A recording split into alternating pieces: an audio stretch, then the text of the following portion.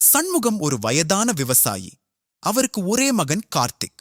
கார்த்திக் படித்து வெளிநாட்டில் பெரிய வேலைக்கு சென்றான். ஆரம்பத்தில் தினமும் பேசினான். பிறகு வாரத்திற்கு ஒரு முறை. அதன் பிறகு மாதத்திற்கு ஒரு முறை. காலம் செல்லச் செல்ல அந்த அழைப்புகளும் குறைந்துவிட்டன. சண்முகம் தினமும் மகனின் புகைப்படத்தை பார்த்து கொண்டு வாழ்ந்தார். ஊர்ல யாராவது உங்க மகன் எப்போ வருவாரு என்று கேட்டால், வேலை பிஸியா இருக்கான், சீக்கிரம் வந்துருவான் என்று பெருமையாக சொல்வார். ஆனால் உள்ளுக்குள் மகனை பார்க்க வேண்டும் என்ற ஏக்கம் தினமும் அதிகரித்தது. ஒருநாள் சண்முகத்தின் உடல்நிலை மிகவும் மோசமானது.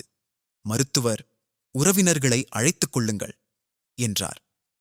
ஊரிலிருந்த நண்பர் ஒருவர் கார்த்திக்கிற்கு பல முறை அழைத்தார்.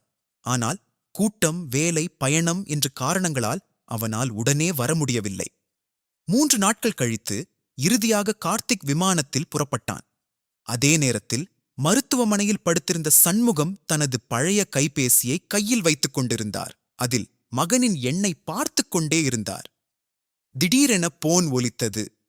திரையில் கார்த்திக் காலிங். சண்முகத்தின் முகத்தில் ஒரு சிரிப்பு மலர்ந்தது. நடுங்கும் கைகளால் போனை எடுத்தார்.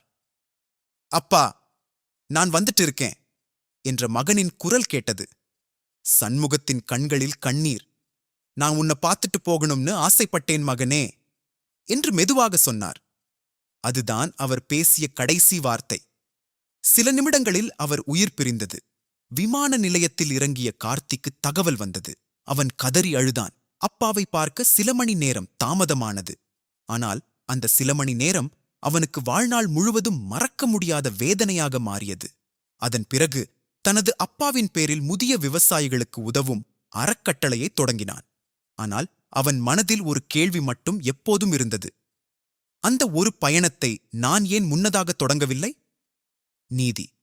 நாளை நேரம் இருக்கும் என்று நினைப்பது வாழ்க்கையின் மிகப்பெரிய தவறு.